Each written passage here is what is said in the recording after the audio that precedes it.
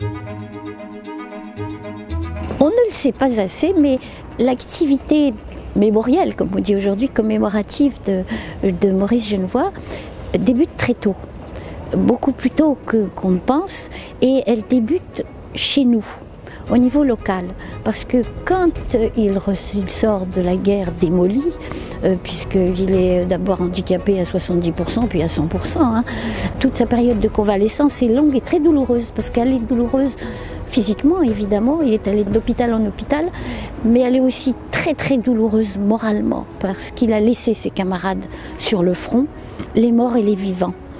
Et cette période noire, sombre qu'il traverse, il va s'en sortir en se tournant vers les autres, en mettant la fraternité au cœur de sa vie, et il va y rester fidèle jusqu'à son dernier souffle. Dès qu'il sort, dès qu'il est à peu près retapé, qu'il rentre à Paris, il va rejoindre une association franco-américaine d'aide et de parrainage des orphelins de guerre et d'aide aux veuves de guerre.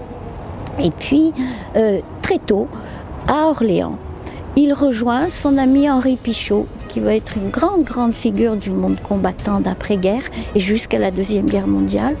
Et Henri Pichot, qui est professeur au lycée Benjamin Franklin et qui lui aussi qui a été prisonnier pendant la Première Guerre mondiale, qui est revenu aussi très abîmé, très tôt, dès 1916-17, crée une première association qui va s'appeler l'Association des mutilés du Loiret. Et à ses côtés, on va voir Maurice Genevoix, qui est présent dans toutes les réunions, les commémorations, et surtout ce besoin d'aide et d'entraide. Et là, toujours modeste, il intervient, il est chaleureux, tout tourne autour d'ailleurs du coup d'épaule, de la camaraderie. Oui, tout ça est profondément humain et très chaleureux. Et là, il va évidemment avoir un réseau d'amitié très très forte, qui sont ces anciens combattants. Il ne voudra jamais parler d'ailleurs d'anciens combattants. Pour lui, ce sont les survivants. Les morts qui vont survivre dans la mémoire et les vivants qui vont survivre grâce à la fraternité entre les combattants. Alors ici, il s'investit beaucoup. On va le voir souvent dans ce qu'était le foyer des mutilés qui se trouvait à l'intersection de la rue de la Bourrie-Rouge et de la rue de la Bourrie-Blanche. Il a disparu aujourd'hui. C'est là où ses amis combattants lui offrent un grand banquet au moment du prix Goncourt, en janvier 1926. Il l'invite. Et puis, il est présent dans le premier bâtiment qui abrite l'association, qui se trouvait à l'arrière du Campo Santo, là où se trouvait notre ancienne bibliothèque. Tout ça a disparu aujourd'hui.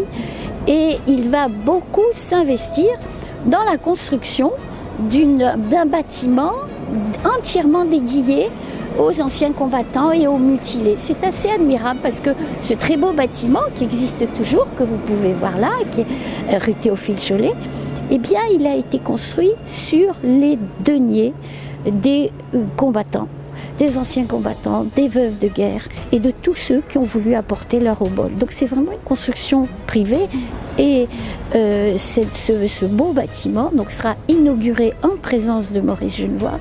C'est là que son ami Henri Pichot lui remettra sa décoration d'officier de la Légion d'honneur. Ce premier engagement auprès de tous ceux qui se sont battus, de ceux de 14, eh bien, on le voit prendre de l'ampleur. Ça va être dans tout le Loiret. Dans tout le Loiret, où chaque fois qu'il y a une commémoration, c'est l'époque, vous savez, à partir de 1921, c'est l'inauguration de tous les monuments aux morts. Il est très présent. Il est présent pour l'inauguration de notre monument aux morts de la Grande Guerre dans le Grand Cimetière. Il est présent, évidemment, pour l'inauguration du monument de la Victoire, qui a été sculpté par son ami, un grand artiste orléanais qui était Charles Malfray. Donc vous voyez, c'est un investissement très profond, très authentique, très fort. Et après, évidemment, à partir de là, cet engagement auprès des combattants et cet engagement pour la mémoire de ceux de 14 va prendre une envergure nationale puis internationale. Mais c'est assez bouleversant et émouvant de voir que tout ça prend racine chez nous.